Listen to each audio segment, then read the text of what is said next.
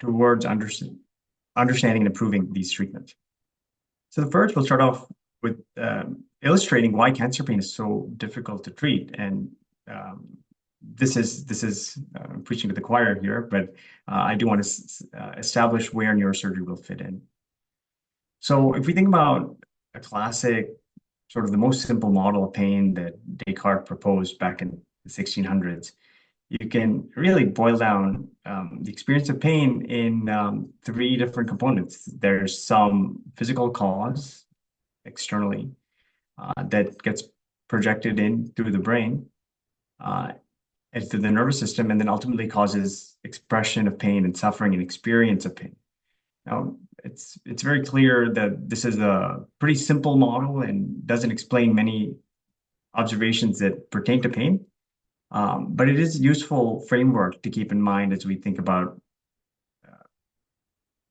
patient suffering and how to treat them. So when we think about a typical situation of pain, a typical pain scenario, we can treat pain by taking away the cause. However, in the case of cancer pain, there's no single cause. It's often multifocal in nature, and it's unfeasible to remove all of the physical insults that are causing pain. So instead of targeting the cause, there needs to be an alternative strategy of targeting the way the nervous system is actually propagating and processing those pain signals. But to build on this more in a more detailed manner, there is a very, very complex interplay between pain, between the cause of pain in terms of the metastatic or primary cancer, and then ultimately the treatments of pain and can also, the treatments of the cancer can also be stimuli that cause pain. So on the right here, this is an illustrative flowchart from a review paper that nicely illustrates the complexity and the interplay between actual physical stimuli that are causing the experience of pain, but also how that's modulated contextually based on psychosocial factors, mental status, family support, and also the way that analgesic medications and pain treatments are being applied. So this simple Descartesian model that I described earlier doesn't really capture all the complexity of pain, but it's just a useful framework to keep in mind as we think about where the challenges are in treating pain. In addition to the complexity of pain at an individual level, there's also an immense amount of variability across patients. So there are patients who have acute cancer-related pain can have very different therapeutic needs than a patient that has pre-existing chronic pain that develops cancer, or a patient that's near the end of life who's dying from cancer-related pain. And this is another layer of complexity to keep in mind when we think about treatments. So second is neurosurgical techniques and how that fits in as a treatment, as a potential treatment for patients with cancer pain. So first, the mainstay of treatment for cancer pain is multidisciplinary. It's certainly there's no single therapeutic strategy that applies for every patient, but the mainstay of treatment does involve pharmaceutical interventions. And think about starting off with non-narcotic medications and then escalating to narcotic medications, and also supplementing with adjuvant anesthetic interventions such as anticonvulsants or ketamine. Whereas these treatments are helpful and beneficial in many patients, the majority of patients, there are some patients for whom this pharmaceutical strategy can be unsuccessful. And so the two main reasons I'm highlighting here as for why this treatment strategy doesn't work is, one is opioid-related adverse effects. Certainly, based on each individual patient's needs, there can be scenarios where the adverse effects associated with opioids particularly sedation, but also other side effects, can be problematic and can interfere with quality of life in a way which makes them not a feasible intervention. And in those cases, it is reasonable to consider other treatment strategies that may reduce the need for opioids. The second reason why the strategy can fail in patients is if they have a predominance of a neuropathic pain syndrome. So neuropathic pain is a particular type of pain manifestation, which has many definitions, but a widely accepted definition is pain that emerges from damage to the somatosensory system. And this type of pain often involves a particular localized distribution and has burning or electric-like qualities. It can often also be associated with hyperesthesia or hypersensitivity or hyposensitivity. And this pain is notorious for being very poorly responsive to medication. So that can be a challenge where patients very, very suddenly require extraordinarily high doses of opioid medication, and they can really quickly run into these adverse effects that I described earlier. So in these situations where patients with cancer pain aren't managed effectively with traditional pharmaceutical approaches, that's when it's very reasonable to consider interventional treatments. And certainly one major effort led by Dr. Odestad here is interventional anesthetic treatments involve nerve blocks and intrathecal opioid administration. And certainly I've been working closely with the interventional pain team and collaborating closely with them. There's a lot of patients who can benefit from those interventions. But then the goal of this talk is to introduce another major treatment strategy, which is neurosurgical approaches to pain. And here we can think about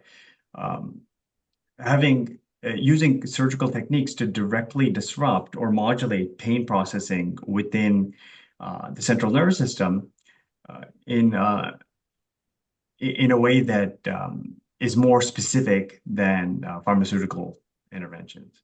And so here, this is an illustrative diagram from a review paper from the late 80s, I believe, where they illustrate several different targets within the spinal cord of how to disrupt incoming ascending pain signals.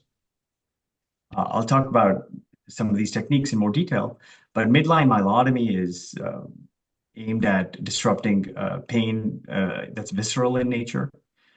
Dorsal entry zone lesions or rhizotomy lesions are aimed at disrupting neuropathic or ascending pain from very specific nervous distributions, dermatomal distributions. And then cordotomy, which disrupts the ascending lateral corticospinal tract, not the corticospinal, sorry, the spinothalamic tract, is really targeted at disrupting unilateral somatic pain or nociceptive pain. For example, if there's a lower limb that's involved with cancer. So I want to highlight that neurosurgical interventions for pain have been around for a long time.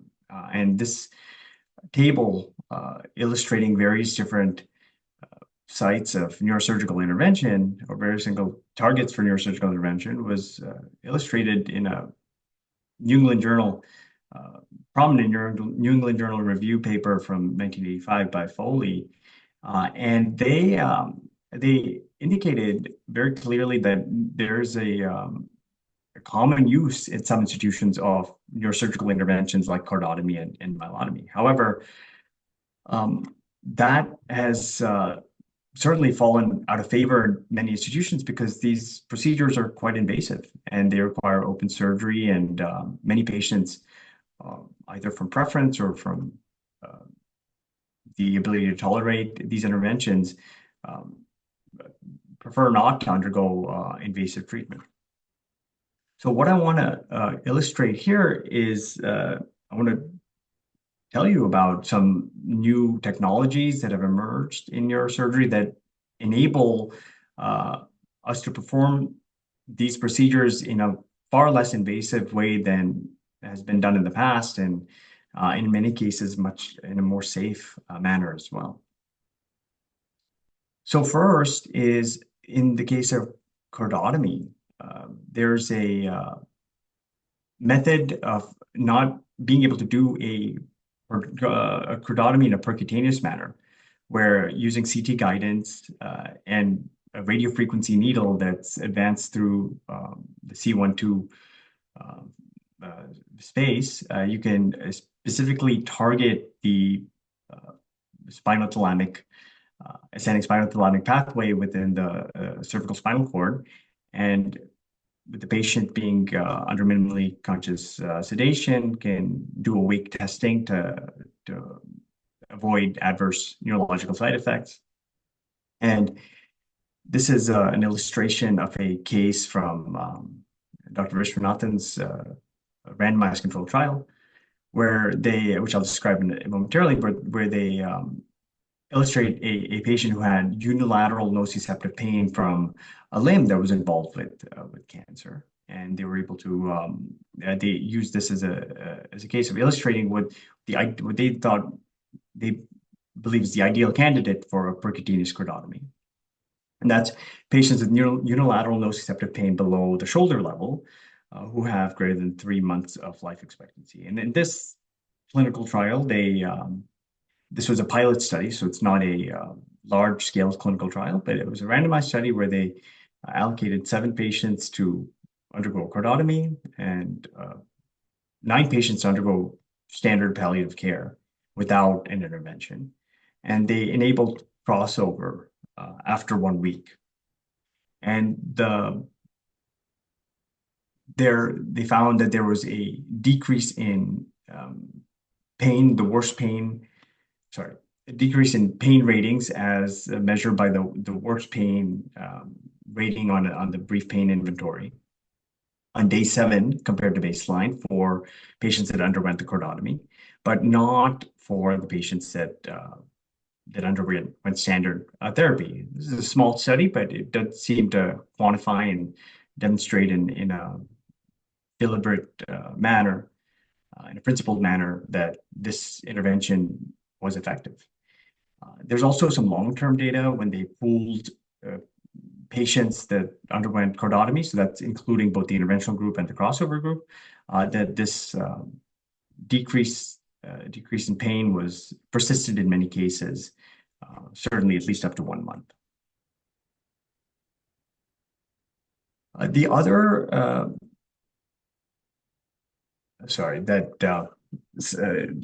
the text on the slide below applies to the cordotomy case. So there were 3 side effects reported in that prior study, and those were all transient in nature. But there's a need for larger clinical trials that can document the safety and efficacy of this intervention.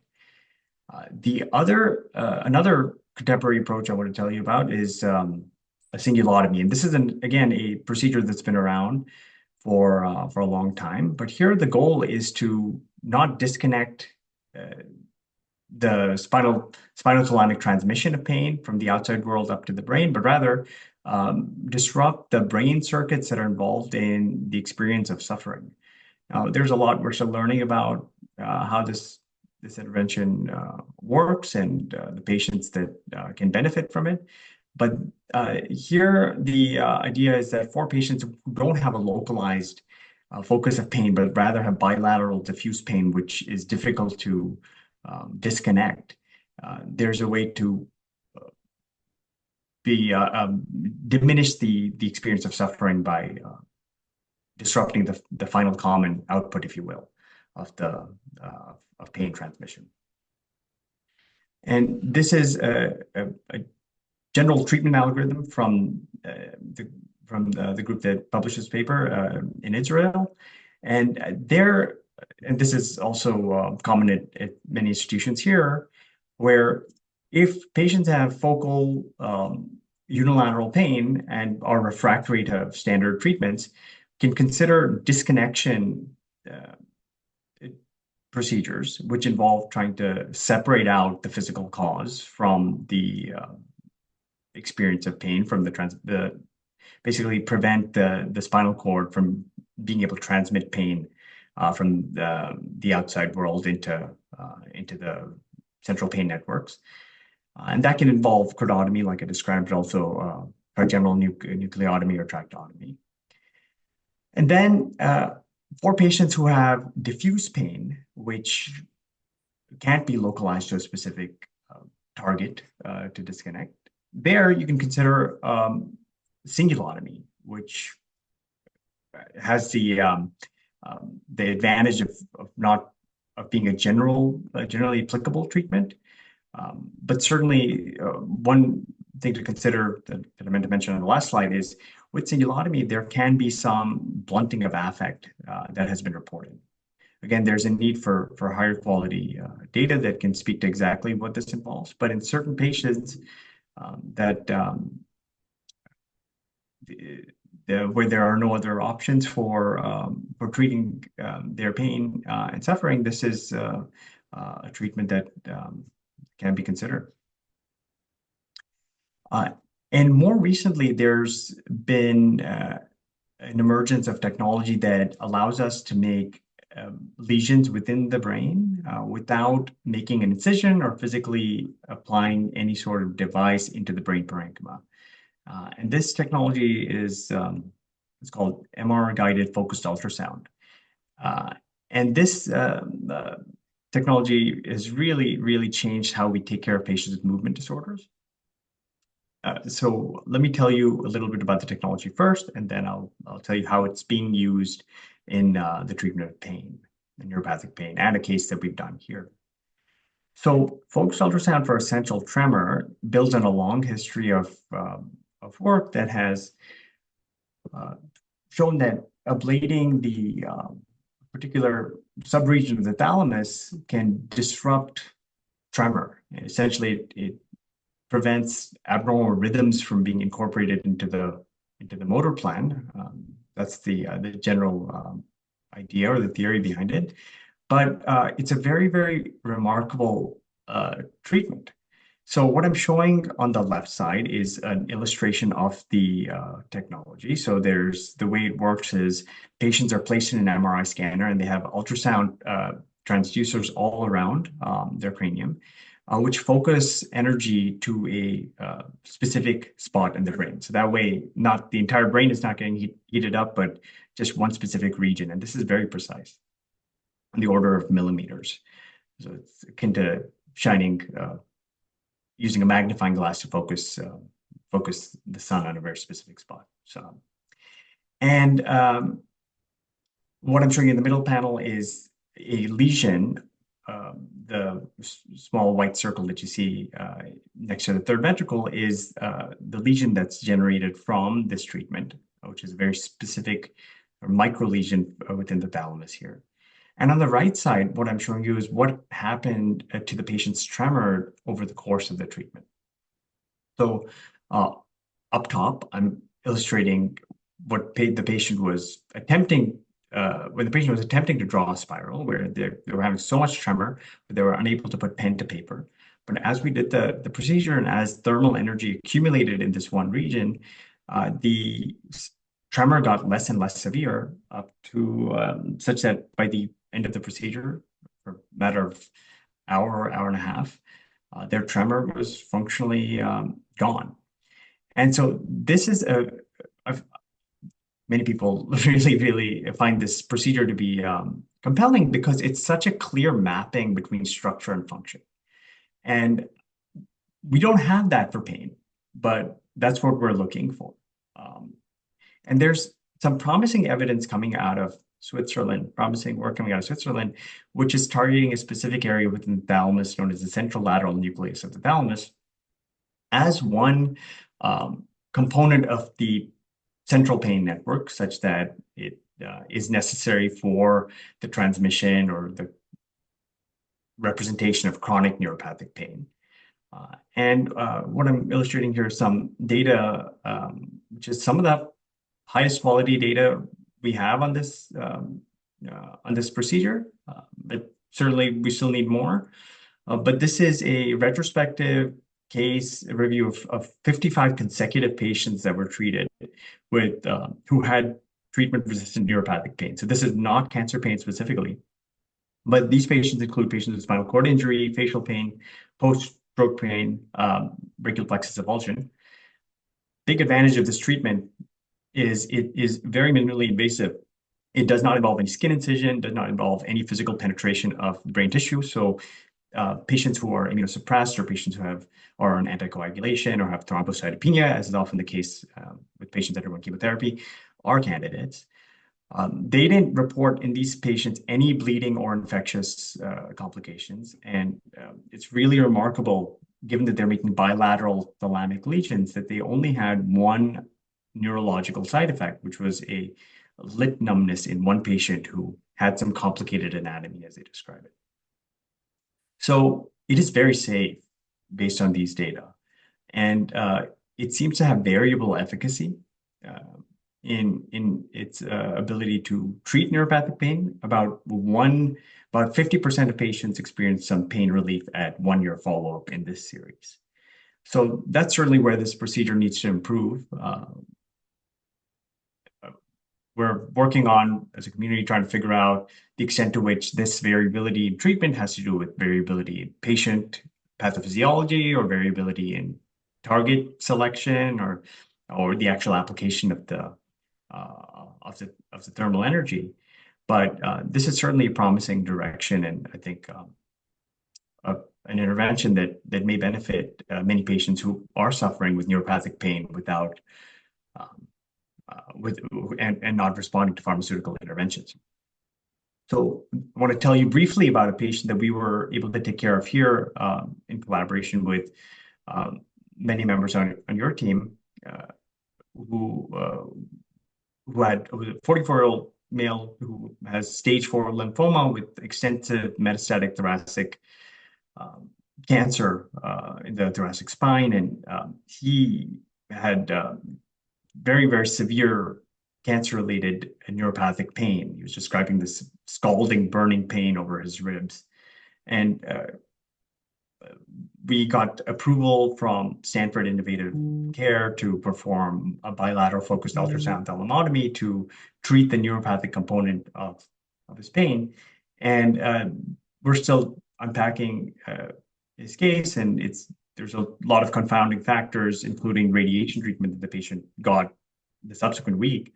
But even the night after the procedure, before any other interventions, he described that the severe burning pain that he had became a dull ache that was more annoying and much more manageable than the pain that had brought him into the hospital and that had put him on a PCA requiring very high doses of opioids. And at 1 month follow-up, he reports that he has persistent dull throbbing pain, but he reports that he has not had a recurrence of the burning pain that was really, really bothersome to him early. But yeah, inferring causality in this one patient is certainly challenging, but it's a promising step, and we're hopeful to build on this to do a larger clinical trial using this intervention for patients with neuropathic pain. And finally, I will close here by describing the need for more high-quality clinical research towards understanding and improving these treatments. So this is a recent review or a systematic review and evidence-based guideline that was published by one of the major neurosurgical associations, governing bodies. And they found, after an extensive review, only class 2 or class 3 evidence for neurosurgical treatments for cancer pain. And the 4 categories they identified, the 4 pain phenotypes they identified were unilateral somatic pain, and that's the cordotomy treatment I described earlier, craniofacial cancer pain. It included many interventions, but essentially it involves a disconnection at the brainstem of facial pain uh, transmitting circuits, and then visceral cancer pain, which is the midline myelotomy procedure, and then finally disseminated cancer pain, where you can consider cingulotomy. So these are all treatments that have shown some evidence of efficacy, and in carefully selected patients where there is a synergy between patient preference, what their pain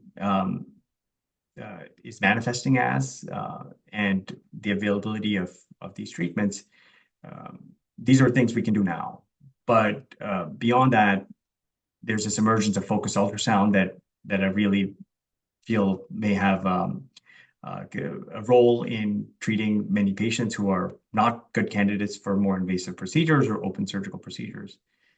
And hopefully building on that to develop some high quality data, generate some high quality clinical data on understanding patient variability in their preferences, but also how to best deploy these interventions to treat pain.